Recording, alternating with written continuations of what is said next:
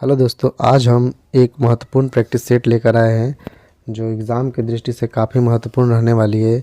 जो विद्यार्थी Bihar state paper 2 देने वाले हैं और उनका हिंदी विषय है, उनके लिए काफ़ी महत्वपूर्ण रहने वाली है।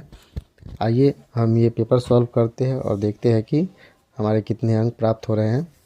पहला प्रश्न है, मेरी जीवन यात्रा किसकी आत्मकथा है?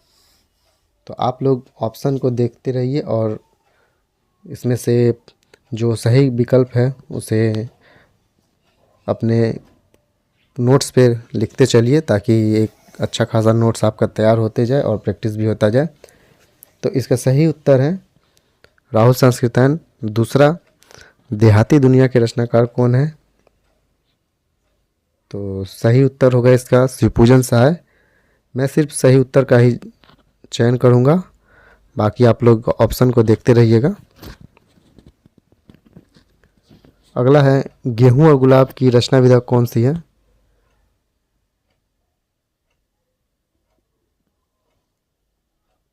उपन्यास, कहानी, नाटक, इनमें से कोई नहीं। तो ये निबंध है, इसलिए इसका आंसर हो जाएगा डी, इनमें से कोई नहीं। आवारा मसीहा किसकी जीवनी पर आधारित उपन्यास है? तो इसका ऑप्शन प्रेमचंद, बंकिम चंद्र चटर्जी, शरत चंद्र, रविन्द्रनाथ ठाकुर। तो क्या हो जाएगा? आंसर सी हो जाएगा, शरत चंद्र। अगला, श्रीलाल शुक्ल की रचना क्या है? तो ये लगभग हमको लग रहा है सभी को पता होना चाहिए कि राग दरबारी इनका एक प्रमुख उपन्यास है। आगे चलते हैं, धर्मयुग पत्रिका का संपादक किसने किया? तो याद रखिएगा, धर्मयुग से धर्मवीर भारती, मतलब इनका जो संपादक करता है वो है धर्मवीर भारती। अगला है, गली आगे मूर्ति है के लेखक कौन है? तो देख सकते हैं ऑप्शन नामवर सिंह, शिव प्रसाद सिंह, अज्ञे, मोहन राकेश। तो इसका ऑप्शन हो जाएगा बी, शिव प्रसाद सिंह। आगे है, एक बूंद सहसा उछली, इसकी कौन सी विधा है ये? तो संस्मरण, डायरी, रिपोर्टाज, यात्रा वृत्तांत। तो ये यात्रा वृत्तांत है। आगे है, हिंदी में शिकार साहित्य के अप्रतिम लेखक किसे माना गया है? ऑप्शन में है जगमोहन सिंह, चंद्र शर्मा गुलेरी, श्री राम शर्मा, और इनमें से कोई नहीं। तो 9 का सी नंबर हो जाएगा, श्री राम शर्मा। आगे बढ़ते हैं, भारतेंदु युग और हिंदी भाषा की विकास परंपरा, इसके लेखक कौन है? तो ऑप्शन देख सकते हैं। इसका सही उत्तर हो जाएगा राम विकास शर्मा। आत्महत्या के विरुद्ध कविता का संकलन किस कवि द्वारा हुआ है? तो इसका आंसर हो जाएगा रघुवीर सहाय। आगे देखिए, चारू चंद्रलेख जो काफ़ी चर्चित उपन्यास है, इसके रचनाकार कौन है? तो सही उत्तर हो जाएगा हजारी प्रसाद द्विवेदी।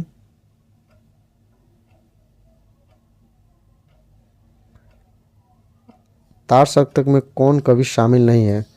तो प्रभाकर माचवे, नेमीचंद जैन और भारत भूषण अग्रवाल, ये तीनों तार सप्तक के कवि है। रामधारी सिंह दिनकर तार सप्तक के कवि नहीं है। आगे चलते हैं, आधा गांव के लेखक कौन है? तो आधा गांव के लेखक राही मशूम रजा। निषाद बांसुरी की रचना किस विधा की है? तो ये ललित निबंध है। इनमें से कौन आंचलिक उपन्यासकार है? तो ऊपर हमने जहाँ पढ़ा आधा गांव राही मशूम राजा की है, तो राही मशूम राजा एक आंचलिक उपन्यासकार है, ध्यान में रखिएगा। कनुप्रिया के लेखक कौन है? तो ऑप्शन है नंदुलाल बाजपेयी, वीरेंद्र मिश्र, मोहन राकेश, धर्मवीर भारती। तो यहाँ आपका ऑप्शन डी सही हो जाएगा, धर्मवीर भारती। आगे है, कौन सा शब्द गंगा का प्रवाची शब्द नहीं है? तो नहीं को ध्यान में रखिएगा। तो यहाँ डी आंसर सही हो जाएगा, सरिता। सरिता नहीं है, बाकी तीनों हैं। ध्वन्यालोक किस तत्व से संबंधित ग्रंथ है? तो ये तो सिंपल है, ध्वन्यालोक मतलब ध्वनि, जो आनंदवर्धन द्वारा प्रथम प्रयुक्त किया गया था। आगे बढ़ते हैं। कनक कनक में कौन सा अलंकार है? तो कभी भी किसी एक ही शब्द दो बार आए दोनों अलग अर्थ में, तो वहाँ यमक अलंकार हो जाता है। जैसे कनक का अर्थ होता है एक धतूरा और एक कनक का अर्थ होता है सोना। टेढ़े मेरे रास्ते के लेखक कौन है? तो यहाँ बी ऑप्शन सही हो जाएगा, भगवती चरण वर्मा। अगला देखते हैं, पाल गोमरा का स्कूटर कहानी।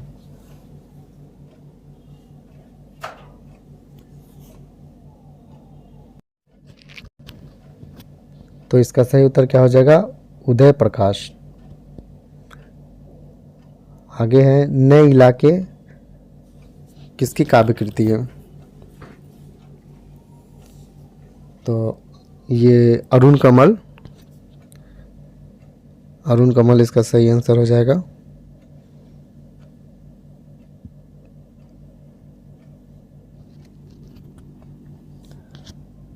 संविधान के अनुच्छेद 351 में किस विषय का वर्णन है? तो ऑप्शन देख सकते हैं यहाँ पे। तो इसका सही उत्तर हो जाएगा हिंदी भाषा के विकास से संबंधित निर्देश। आगे चलते हैं, शुद्ध शब्द का चयन करना है। तो यहाँ 4 ऑप्शन दिए गए, जिसमें देख सकते हैं पूजनीय, उज्जवल, परिपार्श्विक, ज्योत्सना। तो इसमें सही उत्तर है सी।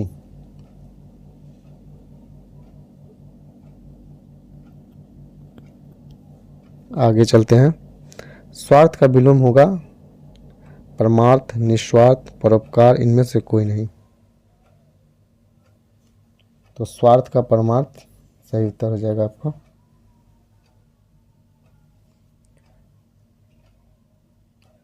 आगे चलते हैं, संस्कृत के 4 अध्याय किसकी रचना है? तो ये दिनकर की रचना है। जुलूस उपन्यास के लेखक? तो जुलूस फणेश्वर अथ रेणु जी की है। दुलाई वाली किस विधा की रचना है? तो ये दुलाई वाली एक कहानी है। कमल नयन में कौन सा समास है? तो बहुब्रीहि समास है इसमें। न नैनो मन, न नौ मन तेल होगा और न राधा नाचेगी। इसका क्या अर्थ होना है? मतलब असंभव कार्य। तो डी नंबर सही हो जाएगा। बकरी नाटक के रचयिता कौन है? तो बहुत चर्चित ये नाटक है, जिसके रचयिता सर्वेश्वर दयाल सक्सेना जी हैं।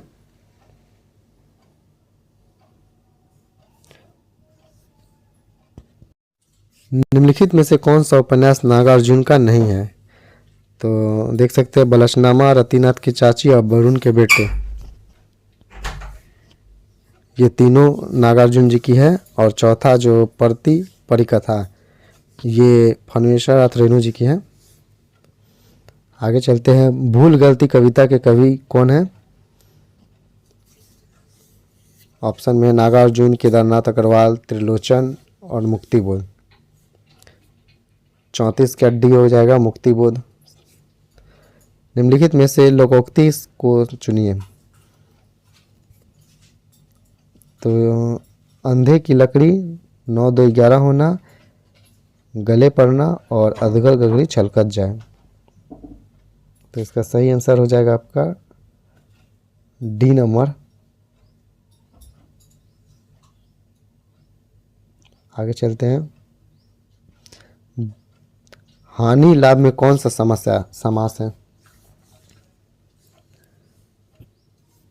तो यहाँ पे इनमें से कोई नहीं होगा, क्योंकि ये द्वंद्व समास है और यहाँ द्वंद्व समास का ऑप्शन नहीं दिया गया है। और आगे चलते हैं, बुद्धू का कांटा कहानी के लेखक कौन है?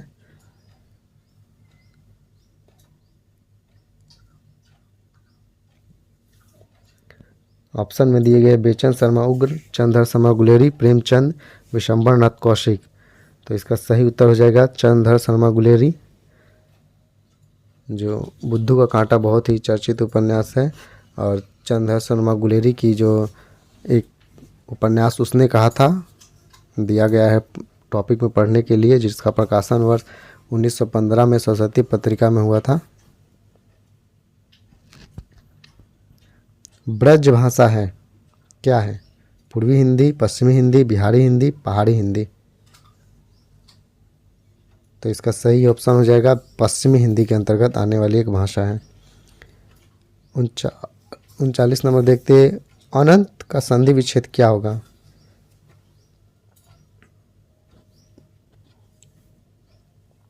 तो ऑप्शन में आप देख सकते हैं, तो इसका सही हो जाएगा बी नंबर, अन प्लस अंत। निम्नलिखित उपन्यासों से प्रेमचंद का अंतिम उपन्यास कौन है? तो बहुत ही चर्चित उपन्यास और फेमस उपन्यास गोदान, जो 1936 ईस्वी में लिखा गया था, और यह बहुत ही मार्मिक उपन्यास है। अगला, शुद्ध वाक्य को चुनना। राम रोटी खाया है, राम ने रोटी खाया है, राम ने रोटी खाई है, राम रोटी खा लिया है।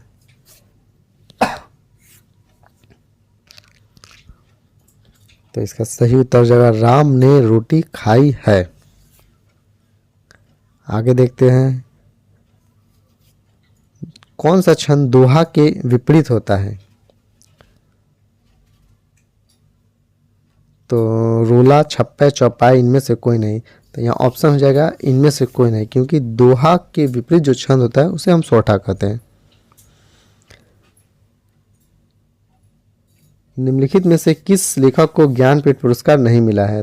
तो यहाँ ऑप्शन है नरेश मेहता, दिनकर, नागार्जुन, निर्मल वर्मा।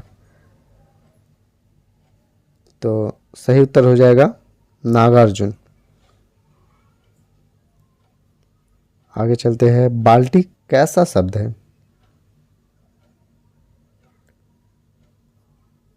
तो बाल्टी एक प्रकार का विदेशज शब्द है। ठीक है, आगे चलते हैं।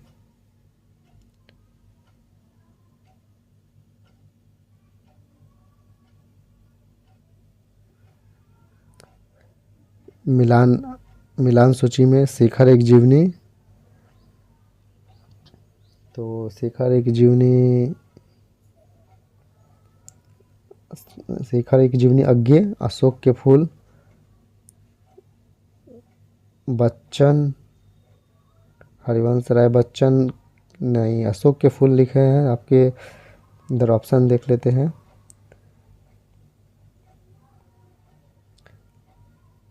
क्या भूलू कि याद करो, हरिवंश राय बच्चन।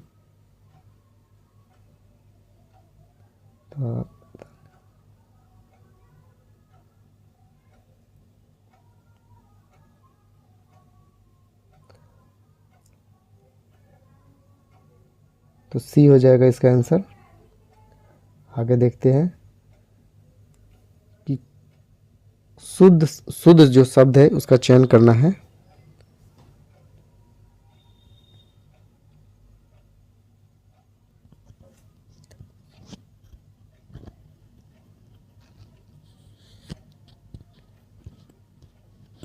तो यहाँ पर शुद्ध जो होगा संन्यास, मतलब बी नंबर आपका सही हो जाएगा। अगले क्वेश्चन पे आते हैं, चौपाई छंद में मात्राओं की संख्या होती है, कितनी होती है? तो 16 होती है। काला जल का कथानक किस समस्या से संबंधित है? तो स्त्री उत्पीड़न, दलित समस्या, भ्रष्टाचार, सांप्रदायिकता। तो यहाँ आंसर सही हो जाएगा सांप्रदायिकता। आगे चलते हैं, मगध कविता के रचयिता कौन है? तो इसके रचयिता श्रीकांत वर्मा है। निम्नलिखित में से किस कृति के लेखक रामविलास शर्मा है? तो यहाँ पर 4 कृतियाँ दी गई है, जिसके लेखक में भाषा और समाज 50 नंबर का आपका डी हो जाएगा। भाषा और समाज के लेखक रामविलास शर्मा है। आगे चलते हैं। कविता के लिए खड़ी बोली के पक्ष में आंदोलन की शुरुआत की किसने? प्रेमघर ने, भारतेंदु ने, जगन्नाथ दास रत्नाकर ने, अयोध्या प्रसाद खत्री ने। तो यहाँ पर डी अयोध्या प्रसाद खत्री। ब्राह्मण के संपादक थे, कौन थे? तो इसका आंसर क्या होगा? प्रताप नारायण मिश्र। आगे चलते हैं। भारतेंदु युग की केंद्र विधा क्या थी? तो ये तो सबको पता होना चाहिए कि भारतेंदु युग में सबसे अधिक नाटक पर जोर दिया गया। आगे चलते हैं। नासिकेतोपाख्यान के लेखक कौन है?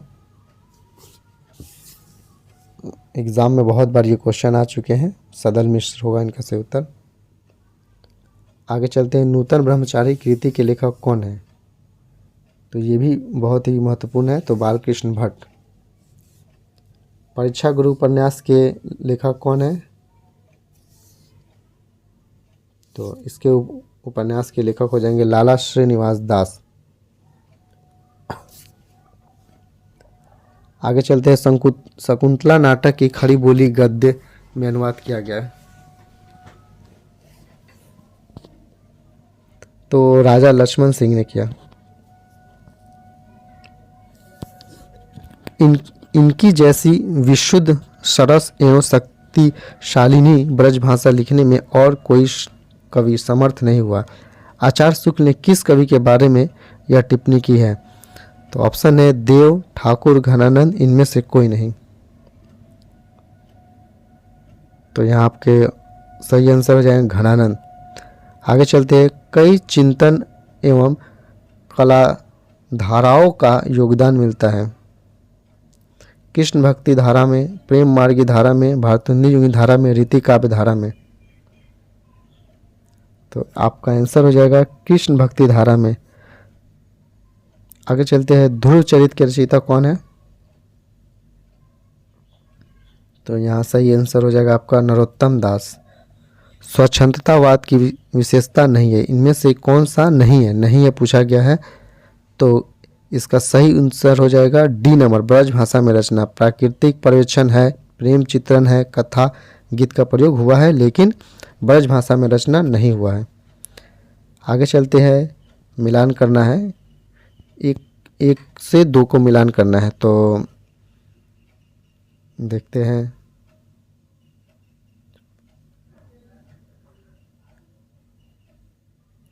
जलज, जलज का क्या हो जाएगा? जलज, जलद, जलधि। तो जलज का क्या हो जाएगा? कमल। तो क में दो हम देखेंगे किस में दिया गया है, तो बी और डी। आगे देखेंगे। जलद, जलद का प्रयोग से बादल, मेघ ये सब हो जाता है, तो बादल दिया गया है, तो हम मेरा यहाँ का ऑप्शन नंबर बी सही हो जाएगा।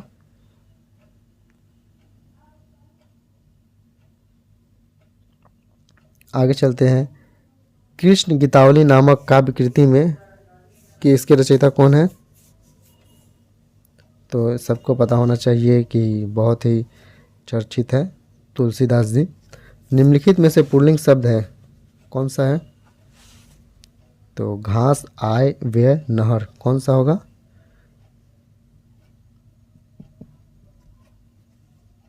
तो व्यय जो है वो पुल्लिंग शब्द है, बाकी तीन स्त्रीलिंग शब्द है।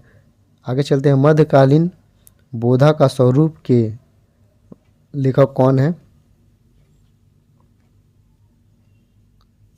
तो इसके लेखक है डॉक्टर हजारी प्रसाद द्विवेदी। सॉरी, हजारी प्रसाद द्विवेदी सिर्फ होगा। 66 नंबर पे आते हैं। इसमें वन सूची से दूसरे सूची को मिलान करना है, तो देख सकते हैं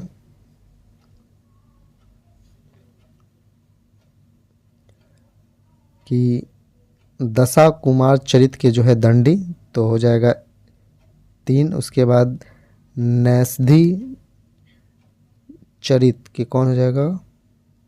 का 1 श्री हर्ष हो जाएगा। तो सी नंबर आपका आंसर सही हो जाएगा। आगे चलते हैं। सिखी लीनो मीन मृग खंजन कमल कमल नयन, सिखी लीनो जस और प्रताप को कहानी है। यह पंक्ति किस कवि की है? तो ये पंक्ति है ठाकुर की। आगे चलते हैं। भक्ति के स्रोत को दक्षिण से उत्तर भारत में प्रसारित करने का सिद्धांत का समर्थन करने वाला विद्वान कौन थे? तो आचार्य Ramchandra Shukla. Fort William college की स्थापना किस वर्ष की गई? 1800 ईस्वी में, 1800 ईस्वी में, दो यहाँ दो दिया गया, तो या ए या बी दोनों आपका सही हो जाएगा। आगे चलते हैं। राहुल जी ने हिंदी भाषा के प्रथम कवि किसे स्वीकार किया है? आपके ऑप्शन पुष्पदंत, हेमचंद, सरहप्पा, विद्यापति। तो राहुल संस्कृता ने सरहप्पा को माना है। आगे देखते हैं। नैन नचाई कहियो मुस्काई, लला फिर आइयो खेलन होरी, किसकी पंक्ति है? बिहारी, मतीराम, पद्माकर, इनमें से कोई नहीं। तो ये सी नंबर पद्माकर की है।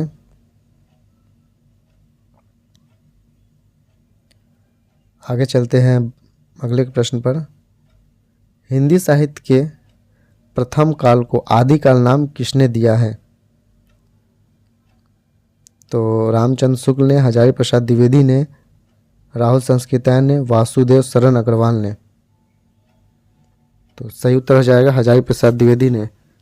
और ये देख सकते हैं, इनका मैंने अब शॉर्ट्स भी डाल दिए हैं कि आदिकाल को किसने कौन से नामकरण दिए हैं, तो जाकर आप देख सकते हैं।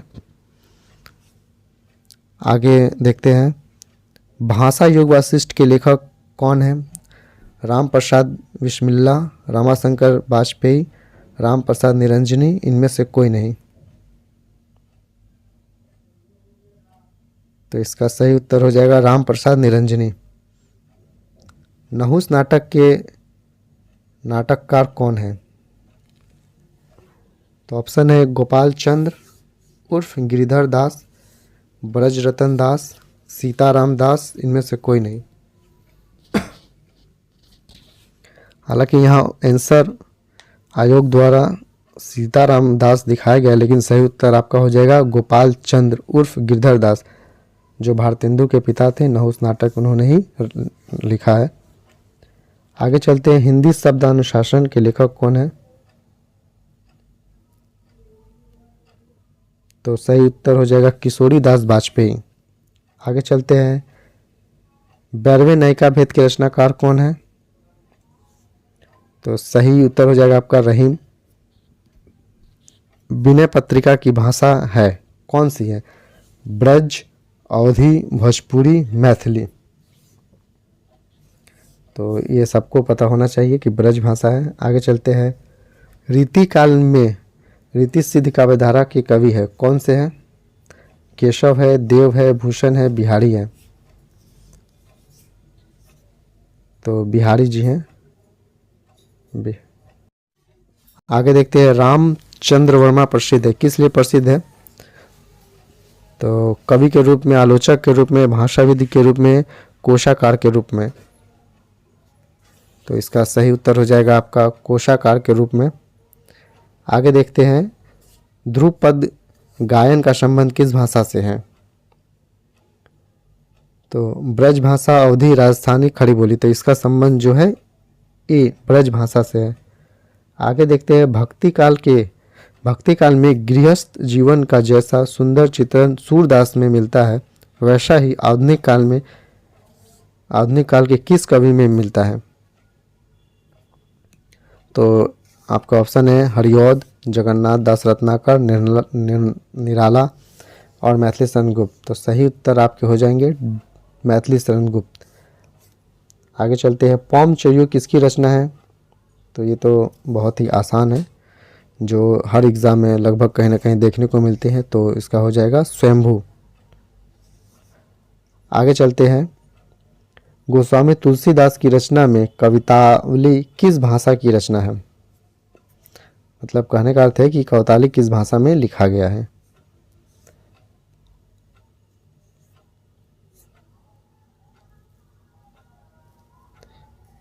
तो बताइए अवधी, ब्रजभाषा, मैथिली, बुंदेली। तो ब्रजभाषा में लिखा गया है, यह एक मुक्तक रचना है। सूफी प्रेमाख्यान का परंपरा में आराध्य को प्राय किस रूप में देखा गया है? तो प्रेमिका के रूप में। आगे चलते हैं, निम्नलिखित में से कौन मिश्र बंधुओं में नहीं है? तो आपका ऑप्शन है कृष्ण बिहारी मिश्र, श्याम बिहारी मिश्र, गणेश बिहारी मिश्र, सुखदेव बिहारी मिश्र। तो कृष्ण बिहारी मिश्र जो है नहीं है। निम्नलिखित में से कौन तार सप्तक का कवि नहीं है? शमशेर बहादुर सिंह, गिरजा कुमार माथुर, मुक्तिबोध, प्रभाकर माचवे। तो यहाँ हो जाएगा शमशेर बहादुर सिंह जी नहीं है, बाकी तीनों हैं। आगे चलते हैं, शिवपालगंज किस उपन्यास से संबंधित है? तो ये श्रीलाल शुक्ल द्वारा लिखित राग दरबारी से संबंधित है। आगे चलते हैं, भरत मुनि के अनुसार काव्य में कुल कितने गुण होते हैं? तो भरत मुनि ने काव्य गुण के 10 माने हैं। तो ए नंबर सही हो जाएगा। हिंदी में वर्णमाला में अंग और अह क्या है? स्वर, व्यंजन, अयोगवा, संयुक्त अक्षर। तो ये दोनों अयोगवा हैं। आगे चलते हैं, अंधा युग किस नाट्य विधा के अंतर्गत आता है? तो गीति नाट्य, नाट्य, रूपक, प्रहसन क्या है? तो ये हो जाएंगे ए नंबर। यह गीति नाट्य है, धर्मवीर भारती द्वारा लिखित एक बहुत ही शानदार नाटक है। हिंदी के किस आलोचक ने देवरानी जेठानी की कहानी को हिंदी के प्रथम उपन्यास माना है? तो गोपाल राय ने इसे प्रथम उपन्यास माना है। आगे चलते हैं, समालोचना आदर्श के शीर्षक से ऐसे ऑन क्रिटिज्म का अनुवाद किसने किया? तो रामचंद्र शुक्ल द्वारा। शिखर से सागर तक किस रचनाकार की जीवनी है? तो ये एक निराला, मुक्तिबोध, अज्ञेय, धर्मवीर भारती कौन है? तो आंसर जगह अज्ञेय। हिंदी में भक्ति धारा का उदय बाहरी आक्रमणों की प्रतिक्रिया है। ए बी नंबर है, यह भारतीय साधना परंपरा का स्वतः स्फूर्ति विकास है। इनमें से कौन सही हो जाएगा? तो ए और बी दोनों आंशिक सही होगा। विभावन व्यापार रस प्रक्रिया का सुदृढ़ भूमिका है। 2 विभाव ही रस का हेतु है। तो इसमें आपका हो जाएगा सही, एक सही और 2 आंशिक सही हो जाएगा। आगे चलते हैं, नई कविता में निरूपित मनुष्य मात्र द्वंद्वग्रस्त है। बी नई कविता मात्र व्यक्ति चेतना की कविता नहीं है। तो इसका हो जाएगा ए सही है और बी इसका भी आंशिक रूप से सही है। आगे चलते हैं, निम्नलिखित में इतिहासकार ग्रंथों का जो काल क्रम अनुसार है उसको लगाना है। तो यहाँ 4 ऑप्शन दिए गए हैं, देख सकते हैं। तो इसका सही उत्तर हो जाएगा इस्तवारदल्ला, लेत्रु, हिंदू, हिंदुस्तानी।